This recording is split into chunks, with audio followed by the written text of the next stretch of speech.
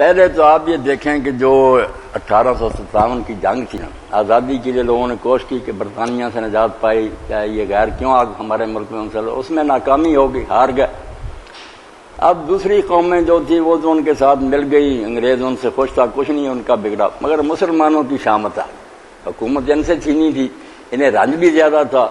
برطانیہ ہمارا دشمن ہو گیا۔ ہمارے علاقوں میں جو آیا نا انگریز، جس کو ہم کہتے ہیں یہ چیزیں ہم نے نہیں ظلم دیکھا، بین علاقوں میں پہلے آیا، یہ بہار اور یوپی،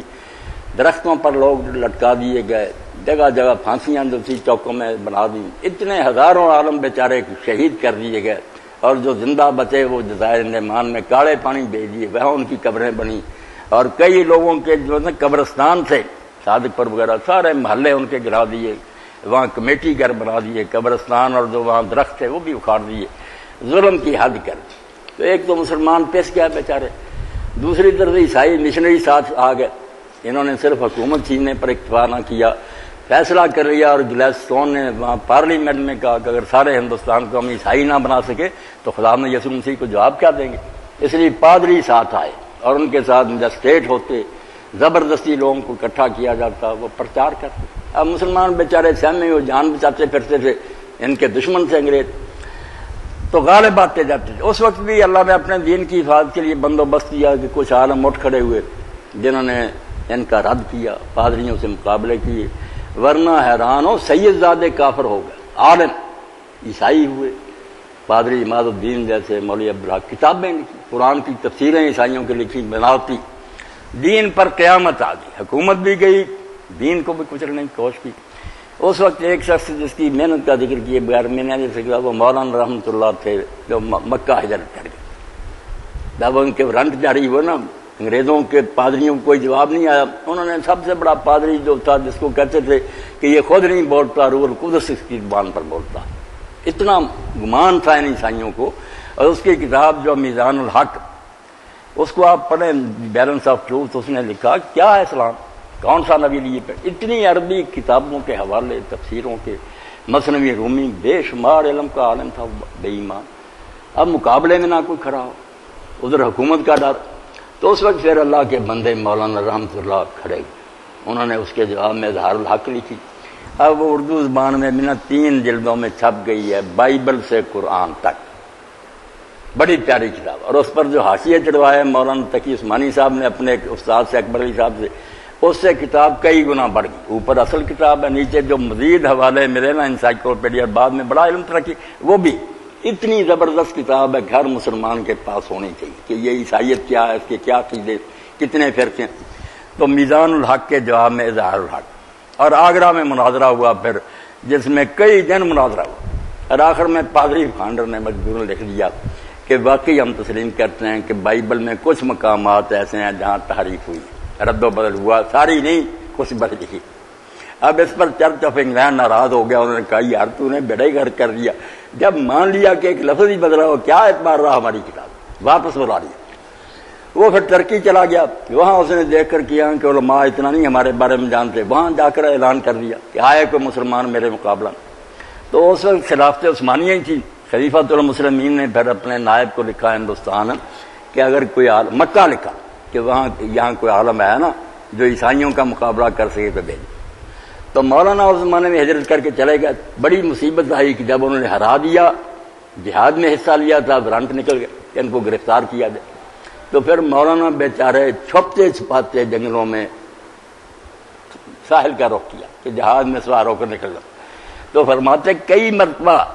سرکاری سپاہی اس طرح گھوڑوں پر میرے پاس سے گزرے کہ ان گھوڑوں کی جو دھول تھی، گرد و غبار، وہ مجھ پر پڑتا تھا، میں جھاڑیوں میں چھپا ہوا دیکھ نہیں سکے۔ چلے گئے مکہ، چلے گئے وہاں مدرسہ سولتیہ بنایا، نیک لوگوں کی نیکیوں اللہ ضائع نہیں کرتا۔ سولت النساء عورت تھی بیگم کلکتہ کی، اس نے خرچہ دیا، اب تک چل رہا، ہزاروں لاکھوں لوگ عالم بنے وہاں سے، مدرسہ سولتیہ کہتے، کئی حاجی وہاں جا کر، زیادہ تبلیغی لوگ جو ان کے پاس ہی ٹھہرتے۔ تو جب اس نے لکھا نا مکہ کے حاکم کو، متحد تھا اس کے کہ کوئی عالم بھیجو، اس نے پوچھا عالموں سے، عالموں کو کیا ہوتا، جبے پہنتے ہیں بس بڑے بڑے اور کھونڈیاں ہاتھ میں، کھاتے پیتے، عیسائیوں کے بارے میں کچھ نہیں جانتے تھے۔ اور لوگوں سے اس نے پوچھا کوئی بتاؤ خلیفہ عالم مانگتا ہے، تو انہوں نے پھر کہا رحمت اللہ ہندی جو ہے نا، ہندی کہلاتے تھے نا اس وقت، وہ ہے، آپ کو جہاز میں بھیج دیا گیا۔ جب آپ وہاں گئے، یہ نیک لوگوں کا تذکرہ جو ہے اس پر بھی رحمت نازل ہوتی ہے، ایمان تازہ ہوتا۔ تو پادری فانڈر کو پتا چل گیا کہ وہ رحمت اللہ ہی آ گیا، وہ پھر چھپ گیا اندر کمرہ، اس نے نہ کنڈی لگا لی، وہاں زہر کھا کر مر گیا، سامنے نہیں آیا۔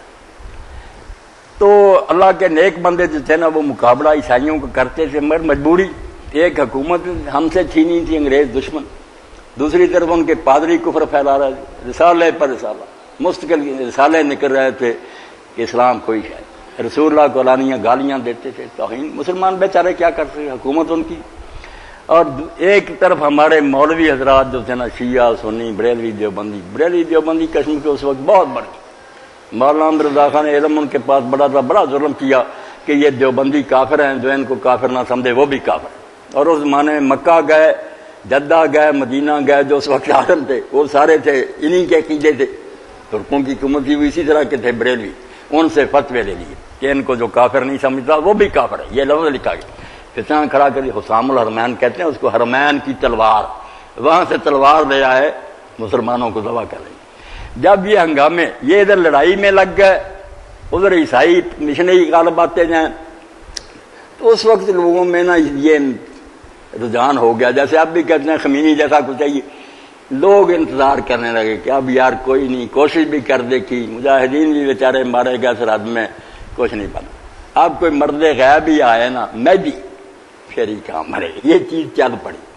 لوگ آپس میں کرنے لگے، جو مرزا کو موقع مل گیا کین موقع پر اس نے فائدہ اٹھا لیا کہ مہدی کو ڈھیکنے لگے، مسیح موعود آنا چاہیے۔ اور یہ بھی علماء نے غلط بات پھیلا دی کہ صدیاں 14 ہی ہیں، اس کے بعد کوئی صدی، اس لیے 13ویں صدی کے بعد کوئی نہیں۔ یہ بھی اور رسالہ بھی انہوں نے قادیان نے کیا 14ویں صدی، ہمارے حوالے دیا کہ اس میں کہتے تھے مہدی آنا، پھر وہ تو گزر گئی، ہمارا مہدی کیا، تو بیوقوفی جو ہے پھنسا دیتی، کوئی 14ویں صدی کا ذکر نہیں تھا، کچھ نہیں۔ ان حالات میں مرزا غلام احمد ذہین نکلا، اس نے قلعے بہت پہلے کاٹے تھے، 6 مہینے کے روزے رکھے، ہوشیار پر جا کر قلعہ کاٹا، ورد وظیفے صوفیوں کی طرح کرتا تھا کہ کوئی الہام ہو، کشف ہو۔ مسلمان پہلے ان چیزوں میں پھنسے ہوئے، فلاں کو خواب آیا، فلاں کو کشف ہوا، یہ تو پہلے اس جال میں پھنسنے کے لیے تیار ہے۔ جو دین کے مسئلے کرے بے شک کتنی دلیلیں دے، اس کے جال میں نہیں پھنسے۔ جو کھیل و مریدی کے اقبال کہتے ہیں نا، تحقیق کی بازی ہو تو شرکت نہیں کرتا، آپ کہنا اور ریسرچ کرو، ادھر نہیں آئیں گے۔ ہو کھیل مریدی کا تو ہرتا ہے بہت، کوئی پیر بن جائے نا پھنس جاتے ہیں۔ جب انہوں نے سنا کہ ایک شخص نے اعلان کر دیا میں ہوں امام مہدی، میں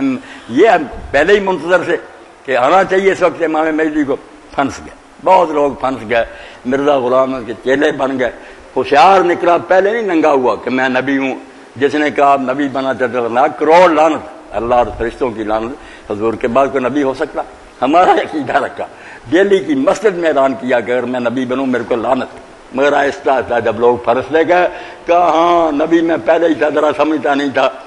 جال میں پڑتا۔ اس طرح کا نبی اور امام کبھی نہیں ہوا کہ آہستہ آہستہ لوگوں کو پڑتا ہے۔ نبی پہلے دن اتنا آتا کیا دیتا میں نبی، دنیا مخالفت کرے، اس طرح نہیں ہوا کہ 10-15 سال کتابیں لکھے، وہی مسلک رکھے جو مسلمانوں کا کہ نبی کوئی نہیں آ سکتا۔ عیسیٰ علیہ السلام آسمان پر ہیں، زندہ آنا، آپ دیکھیں گے حیرت ناک طریقے سے اس نے فراڈ کیا، کوئی مسئلے کا یہ معاملہ نہیں، دھوکہ۔ تو لوگ منتظر سے مہدی بن گئے۔ اب خاندان اس کا دیکھیں، آپ دیکھیں صحیح بخاری میں جو آتا ہے، رسول کریم علیہ السلام نے جب خط لکھے بادشاہوں کو، تو کیسر روم کو بھی خط لکھا۔ وہ ان دنوں میں نا مسجد اقصی آیا ہوا تھا، کیونکہ اس نے ایرانیوں کے مقابلہ میں فتح پائی تھی جو سورہ روم میں، تو شکرانے کے لیے آیا تھا کہ یہ ہمارے اللہ کا گھر ہے، عیسائی جو تھا۔ تو وہاں ہی خط اسے پہنچا، اس نے پر پوچھا کہ کوئی لوگ ہیں اس شہر کے جہاں سے یہ خط مجھے آیا، اس علاقے کے، تو بتایا گیا کہ ہاں ابو سفیان اس کا قافلہ تجارت کے لیے آیا گیا، ان کو پیش کیا۔ اس نے پھر پوچھا، انہوں نے کہا ابو سفیان نے، میں اس آدمی کا سب سے زیادہ قریبی ہوں، میرا خاندان جو ہے نا وسیع میں سے، میں سب کو جانتا ہوں۔ اس نے پر کھڑا کر دیا اس کو، پیچھے لوگوں کو کھڑا کر دیا اور اپنے ترجمان کے ذریعے کہلا دیا کہ جو پوچھوں گا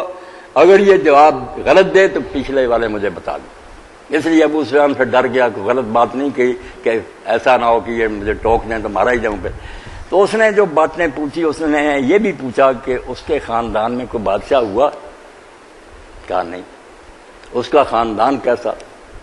کئی سوال کیے۔ بعد میں پھر اس نے تبصرہ کیا کہ میں نے پوچھا تھا اس کا خاندان کیسا ہے، آپ نے بتایا بہت اعلیٰ خاندان، نبی ایسے ہی خاندانوں میں آتے ہیں۔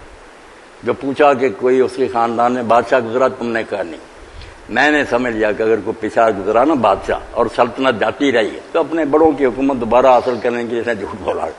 اب اسی معیار پر غلام احمد قادیانی کو دیکھیں کہ یہ جس خاندان میں پہلا جھوٹ آپ یاد کریں کہ یہ اپنی کتابوں میں لکھتا، کہتا جتنے ہمارے شجرے ہیں وہ سب بتاتے ہیں کہ میں مغل ہوں، مغلوں کی شاخ برلات سے۔ مگر بے ایمان ہونے کے لیے لوگوں کو بیوقوف بنانے کی صحیح بخاری میں ایک حدیث ہے، مسلم میں، کہ ایمان اگر ثریا پر بھی ہوتا آسمان پر تو فارس کے لوگ اس کو ضرور حاصل کر لیتے۔ ایرانیوں کی تعریف کی آپ نے، اب اس نے سوچا کہ میں کس طرح اس پر قبضہ کروں۔ لکھتا یہی ہے کہ کوئی ثبوت نہیں میرے پاس کہ میں فارسی ہوں، میں بالکل مغل ہوں، برلاس ہوں، مگر اللہ کا الہام مجھ پر ہوا کہ فارسی وہ لوگوں کے سیدھے، مجھے فارسی کہا اللہ نے الہام میں، اس لیے شجرے جھوٹے ہیں، خاندان کی تاریخ جھوٹی ہے، اللہ کا الہام سچا کہ میں فارسی، حدیث پر قبضہ کرے۔ اب میں رائی ہوں،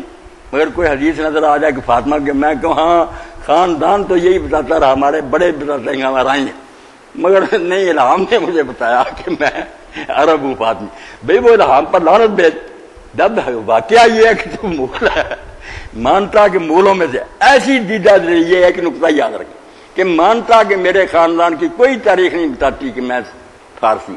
یہی ہے کہ ہم مغل ہیں، برلاس ہیں،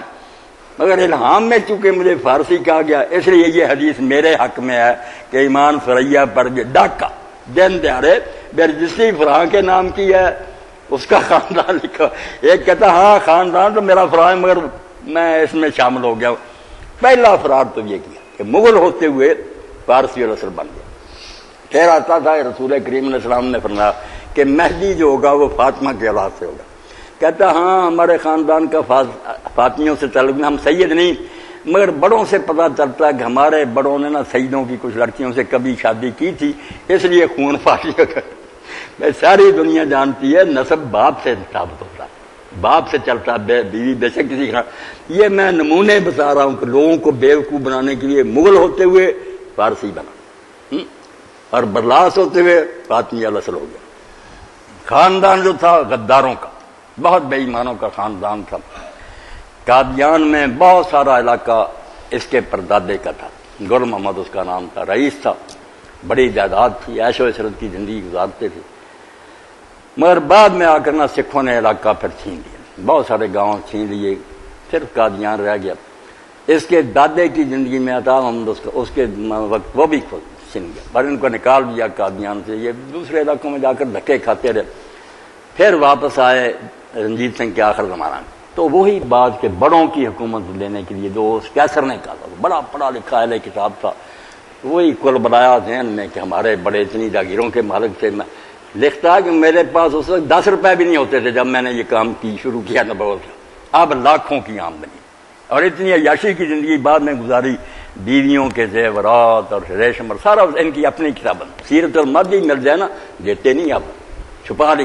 وہ اس کے بیٹے نے لکھی، بشیر احمد اس کا نام تھا، اس نے نا وہ پھر سیرت المہدی اپنے باپ کی سیرت پر جیسے حضور اور روایتیں لکھی ہیں، مجھ سے بیان کیا عبداللہ سنوری نے، مجھ سے بیان کیا والدہ صاحبہ نے، حدیثوں کی طرف اس میں سب حال ہے۔ تو بھوکا مرتا تھا مگر وہ جائیداد حاصل کریں گے، لاکھوں کی آمدنی۔ اب عیاشی جب شروع ہوئی، حکیم محمد حسین تھا اس کا مرید، اس کو جو لکھتا رہا نا یہ نسخہ بھیجو، یہ بھیجو، جواہرات اور موتی اور سارے دولت کے پاس آ گئے۔ اللہ کے رسول علیہ السلام کا دیکھیں سچے تھے، اچھا بلا گزارا تھا، حضرت خدیجہ کو اللہ نے مال دیا تھا، جب دین کا کام شروع کیا آخر کیا ہوا؟ اللہ کے رسول علیہ السلام سچے نبی کا دنیا سے گئے، اس وقت آپ کی ذرا جو تھی گرو تھی،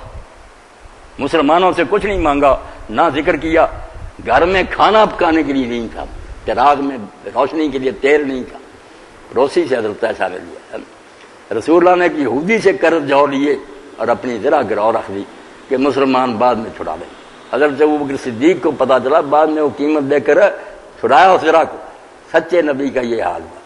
لوگوں کو زکوٰۃ اور عشر سے سیر کیا، جوڑیاں برکت دی ان کو، اپنا خاندان تھا، کئی کے دن چولہا نہیں تھا، سچا تھا۔ مگر ادھر یہ حال لکھتا مجھے 10 روپے نہیں ملتے تھے مگر اب لاکھوں کے منی آرڈر آ گئے، اور جو سامنے آ کر دیتے وہ اور مرید ہے دولت کمائی۔ تو غدار ایسے تھے کہ جب انگریزی حکومت قائم ہوئی اس کے دادا نے پھر 50 باپ نے غلام ارسلان 50 گھوڑ سوار گھوڑوں سمیت انگریزوں کو دیا 1857 کی جنگ میں، اور بعد میں پھر ان کو جو چٹھیاں ملی انگریزوں کی طرف سے یہ وفادار خاندان ہے، ان کا خاص خیال رکھو، اور جو انگریز گورنر ہوتا تھا پنجاب کا اس کے دربار میں خاص لوگوں کو کرسیاں ملتی تھیں، عام آدمی نہیں کرسی پر بیٹھ سکتا، اس کے باپ کو ملتی ہے،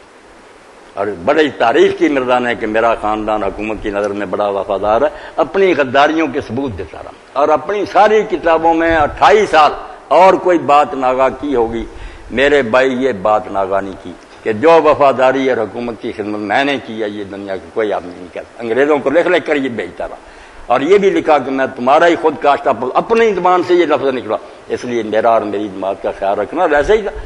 کہ قادیانی کو چلا جا کیا کسی کی سفارش کر دے کوئی انگریز رد نہیں کرتا، دوسرے مسلمانوں کی شامت آئی تو خاندان غداروں کا تریمو ہیڈ پر جب انگریزی فوج سے مسلمانوں کا مقابلہ، اس وقت اس کا بھائی مرزا غلام قادر انگریزی فوج میں تھا، انگریز حکومت کی وفاداری، اور یہی لکھتا رہا کہ میرے دین کے 2 حصے ہیں، اللہ کا حکم مانو اور اس انگریز حکومت کی اطاعت کرو، اور اس پر اللہ کی رحمت سمجھو۔ اسی لیے علامہ اقبال کے سب سے بڑے دشمن، اس کا نام نہیں سننا چاہتے،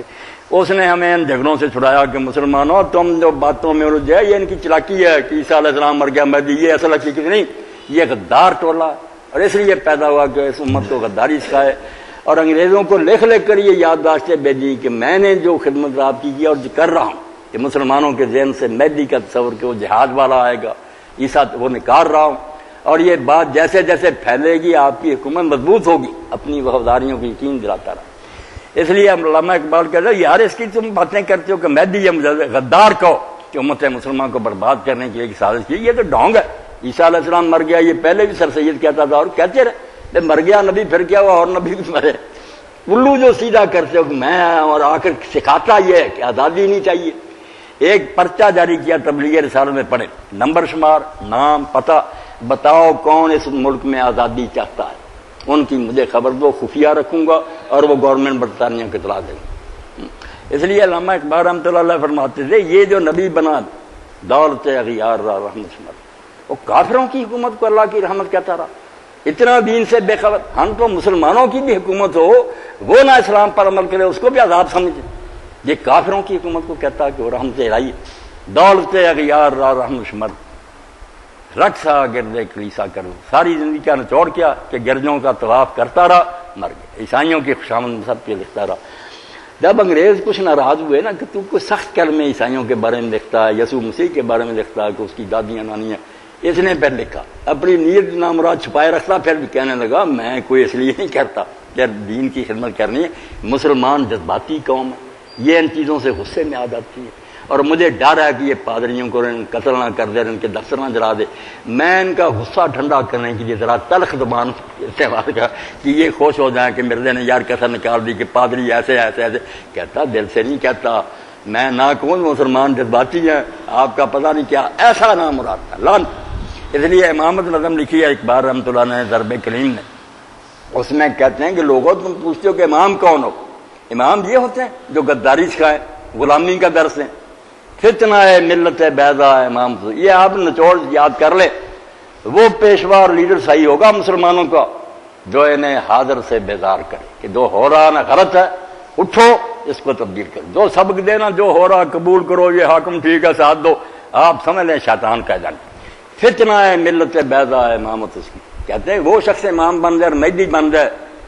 اس کا امت کے لیے سمجھ لیں وہ ایک فتنہ ہے، مصیبت، جو مسلمان کو سلاطین کا پرستار کرے، جو یہ سبق دے کہ سلطانوں کی خدمت کرو، وقت کے بادشاہوں کا ساتھ دو، یہی پہچان ہے کہ بے ایمان آدمی۔ اللہ کے نیک بندے جو آتے ہیں وہ ہے وہی تیرے زمانے کا امام برحق جو تجھے حاضر و موجود سے بیدار کر، جو آگ لگا دے۔ اور ایک نظم اس کے بارے میں لکھی، نام نہیں لیا مگر یہ قادیانی جلتے ہیں، کہتے ہیں اقبال اس نے گٹے سے پکڑانا جیسے پہلوان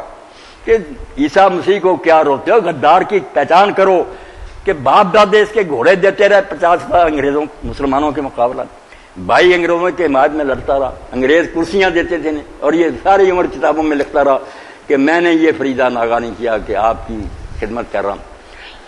عراق پر حملہ ہو گیا، بغداد جو ہاتھ سے جاتا رہا قابض ہو گیا، ترکوں سے سب کچھ چھین لیا۔ تو اس زمانے میں جو خلیفہ تھا ان کا بشیر الدین محمود، اس نے یہ کہا کہ اگر میں خلیفہ نہ ہوتا اور یہ ذمہ داری میری نہ ہوتی تو میں والنٹیئر بن کر انگریز کی فوج میں جاتا۔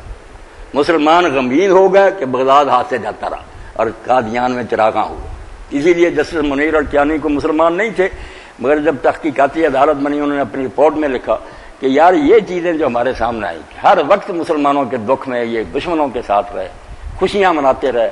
اس سے پتہ چلتا کہ مسلمان اگر ان سے ناراض ہیں سچے ناراض، انہوں نے کبھی مسلمانوں کا ساتھ نہیں دیا۔ اور اب بھی ربا میں آپ جائیں، انہوں نے اب بند کر دیا، ادھر نہیں اب جانے، پہلے لوگ چلے جاتے تھے۔ ایک عام قبرستان ہے وہاں بھی قادیان میں تھا، ایک حصہ جو ہے نا وہ بہشتی مقبرہ، اس کے لیے بڑی فیس ادا کرنی پڑتی، پھر وہاں قبر ملتی، وی آئی پیز کا ہے۔ وہاں جو خلیفے ان کے مرے ہیں یا بشیر الدین اور سارے، ان کی قبروں پر لکھا ہوا، یہ نہیں کہ چھپی ہوئی بات، لکھی موٹا کہ ہم امانتاً یہاں دفن ہے، جب پاکستان ختم ہوگا اور دوبارہ اکھنڈ بھارت بنے گا تو ہماری لیسیں نکال کر قادیان میں لے جانا۔ اب جب لوگوں نے پڑھی اور حال کیا کہ یار کھلم کھلا لکھا کہ ملک کو تباہ کرنا اور پھر ہندوستان بنانا، اب نہیں ادھر جانے دیتے، ہر آدمی کی چیکنگ کرتے ہیں، بڑی خفیہ پولیس ہے کہ یہ کوئی دوسرا آدمی تو نہیں۔ تو اس کو آپ جانیں کہ خاندان غداروں کا، آپ بھوکا مرتا تھا فراڈ کیا اور جعلی نسب بدلے، تھا مغل فارسی و نسل بن گیا، تھا برلاس اور پھر کہا دادیاں کچھ تھیں میری سید، اس لیے میں فاطمی بھی ہوں۔ کرنے کی باتیں نہیں بچہ، ان کے بارے میں کوئی مغالطہ نہیں، نہ یہ کوئی مسئلہ۔ دلیلیں جو وہ دیتے ہیں وہ بھی انشاءاللہ آ جائیں، کیا کہتے ہیں وہ لوگ، فراڈ ہی فراڈ۔ آپ دیکھتے ہیں جو لوگ مجھے جانتے ہیں کہ میں شیعہ بریلوی دیوبندی سب کے لیے نرم گوشہ رکھتا ہوں، اس لیے کہ وہ مسلمان گروہ ہے، حوالے دیں گے تو حوالے سچے ہوں گے، ٹھیک ہے وہ کمزور ہوں یا ضعیف ہوں الگ بات ہے، دیانت ہے کہ کتاب میں لکھا ویسا ہو۔ ان میں دیانت نام کی کوئی شے نہیں۔ اگر یہ اللہ کو مانتے اور قیامت کو، کوئی شرم تو کر دے کہ سچ بولو۔ اگر احمدیہ پاکٹ بک نکال لیں جو عبد الرحمان خادم نے وکیل نے لکھی، تو اس کے بارے میں مرزا بشیر احمدی کہتا تھا کہ یہ میرا جو ہے نا خالد ابن ولید ہے، یہ احمدیت کا خالد ہے، جرنیل ہے، جھوٹ کا پرندہ۔ تفسیروں کے حوالے کتابوں کے آپ کتاب نکالیں تو حیرت ہوتی ہے کہ ان کا ایمان ہے کہ اللہ کے پاس جانا، ادھر سے بھی کاٹا ہوا ادھر سے بھی کاٹا ہوا، اپنے مطلب کی باتیں بنا دینی، جھوٹوں کا ایک ٹولہ، کوئی ان میں خوف خدا نہیں، فراڈ ہے۔ اس لیے ان کے بارے میں انشاءاللہ نا سوال بھی آپ اگلی نشست میں 15 دن کے بعد لائیں، کسی کے ذہن میں جو کچھ بھی ہو، کچھ دوسرے دوست بھی آئیں، اس قادیانیت کے فتنے کو سمجھیں۔ ہے مسلمانوں کو بالکل غلام اور حاکموں کا نا مرید بنانے کے لیے سازش، اور اس میں کوئی دینی بات کوئی نہیں، انگریز کی غلامی کا درس دیا اس نے ساری ہم، اور یہی کہتا رہا کہ اللہ کی رحمت ہے، اس کو غنیمت جانو۔ تو علامہ اقبال کی باتیں جو نا سارے کلام میں وہ یہی انہوں نے سمجھا، 2 نبی بنے تھے اس کے دور میں، ایک ایران میں بنا مگر وہ سچا تھا، سچا اس میں نہیں کہ وہ نبی تھا مگر وہ دیانتدار آدمی، اس نے صاف اعلان کیا بہاولہ نے کہ رسول اللہ کا زمانہ جو تھا 1000 سال کا تھا، وہ 1000 سال پورا ہو گیا، اب وہ شریعت ختم ہے، نئی شریعت اس نے دی جس میں پردہ نہیں ہے، روزے بہت تھوڑے رہ گئے، اس کا وقت چھوٹا رہ گیا، یہ سود حلال کر دیا، اس نے کہا زمانے کے تقاضے بدل گئے، اب نئی شریعت، جھوٹ نہ بولا، ہماری امت سے الگ ہو گیا کہ میں نہیں اب مسلمان نہ رسول اللہ کی امت ہوں، میری نئی امت ہے۔ یہ غصہ اسی میں رہا کہ ہم مسلمان ہیں، سچے مسلمان ہیں، حضور ہی نبی ہیں، نئی شریعت کوئی نہیں، مگر دین کی جڑیں کھودتا رہا۔ اس نے جہاد پر قلم اٹھایا، موٹے قلم سے لکھا تحفہ گورڈیم، یہاں سے نظم شروع ہوتی ہے، اب دوستو جہاد کا چھوڑ دو خیال، دین کے لیے حرام ہے اب جنگ اور قتال، میرے زمانے سے جہاد ختم ہو گیا، اب زبان سے کرو، قلم سے لکھو، جہاد جو ہے نا تلوار کا یہ ختم کر دیا گیا۔ اس نے حج کو ختم کیا بہاولہ نے کہ حج کوئی شے نہیں، مکہ جانے کی ضرورت نہیں۔ تو وہاں پھر علامہ اقبال فرماتے ہیں آز ایران بود و ہندی نیاد، وہ ایران سے پیدا ہوا، یہ ہندوستانی نسب سے تھا، آز حج بے گانا ہو یا جہاد، وہ حج کا فلسفہ نہ سمجھ سکا، اتنی قیمتی بات کو منسوخ کر دی، جہاد کو نہ سمجھ سکا۔ سینہ آج گرمی ہے قرآن سے ہی، ان لوگوں کے سینے یہ جعلی نبی قرآن کی حرارت سے خالی، ان کے اندر قرآن نہیں ہے، ذی چنی مرنا امید، ایسے لوگوں سے بھی مسلمانوں کی بہتری کی کوئی امید ہو سکتی؟ یہ بیڑا غرق کر سکتے ہیں، امت کا سنوار نہیں سکتے۔ امت کا سنوارنے والے وہی تھے جو میدان میں آئے. جانیں دے دیں ٹھیک ہے، شہید ہونا مومن کی کوئی ہار نہیں، عزت ہے، مگر وہ حق کا اعلان کرتے رہے، شہید ہوئے. اور کوثر نیازی مرحوم کی بات پر ختم کرتا ہوں. جماعت پر ایوب نے حملہ کیا، ساری مجلس شورا قید کر دی، جماعت بیان کر دی. تو پہلی عید ہی کوثر نیازی کی شادی ہوئی تھی، مرحوم ہو گیا بیچارہ، تو وہاں عید جیل میں گزاری. اب آ کر اس نے جو نظم لکھی وہ کتاب آج سے گل زرے گل پڑھنے کی ہے. تو ایک شعر اس میں یہ آیا جس میں لکھتا عروس دہر سنا ہے کہ چند دیوانے، اے زمانے کی دلہن بڑے لوگ پیدا ہوئے، آئے کیڑوں کی طرح زندگی گزار کر قبروں میں چلا. عروس دہر سنا ہے کہ چند دیوانے، لہو کے عطر سے گیسو تیرے سوار آئے. انہوں نے لہو دیا اور اس زمانے کے جو گیسو سے نہ سوار دیا، ان کی برکت سے دین بچا چلا رہا. ورنہ جو ہماری طرح کھاتے پیتے قبروں میں چلے کیڑے ہی، ان کی کوئی زندگیاں نہیں. جو مارے بھی گئے مگر اب تک ان کا نام جو ہے نا زندہ، لوگ ان کو علیہ السلام کہتے ہیں، رحمۃ اللہ علیہ کہتے ہیں. تو یہ غلاموں کو نہ سکھانے کے لیے ایک ٹولہ تھا، اور اس کے سوا کوئی نہیں. سب کتابیں پڑھے، باقی کوئی شاید کام آئے گی انگریز کی غلامی کا درس بھرا ہو. اور یہ لکھ لکھ کر بھیجتا رہا کہ جو خدمت میں کر رہا ہوں کوئی جماعت نہیں کرتی، اس لیے میرے پر خاص نظر رکھنا. تو یہ قادیانیوں کا میں نے پس منظر کے خاندان کون تھا مغل، اور کس طرح یہ فارسی ہو گیا حدیث پر قبضہ کرنے کے لیے. اور یہ بھوکا مرتا تھا، آپ کہتا لاکھوں کے منی آرڈر آ رہے ہیں، ایش کی زندگی گزاری. اور آپ حیران ہوں گے کہ جب پھر یہ لاہوری جماعت کے جو امیر تھے ان کے ہم محمد علی لاہوری مطالبہ شروع کیا نا کہ زکوٰۃ دو، صدقات بھیجو قادیان، بہت دباؤ ڈالا کہ بہت دیا کرو، پیٹ کاٹ کر دیا. اب ان کی بیویاں گئیں قادیان، وہ دیکھ کر آئیں کہ سونے چاندی کے زیورات سے لدی ہوئی مرزا صاحب کی بیویاں، ریشمی لباس. انہوں نے کہا محمد علی ہمیں نہ کہنا کہ اللہ کے لیے دو، حضرت صاحب کا گھر جا کر دیکھو وہاں کوئی ہے اللہ کے واسطے دینے والی بات. اچھا تو کتابوں میں پھر مردیوں نے لکھا کہ حضرت صاحب کس منہ سے لوگوں کو ہم کہیں کہ اللہ کے لیے کچھ دو. وہ آپ کا گھر دیکھ کر گئی، اللہ کے رسول کا گھر دیکھیں کیسی زندگی ازواج مطہرات. ذرا جب حکومت ملی، حضور کو مال غنیمت آیا،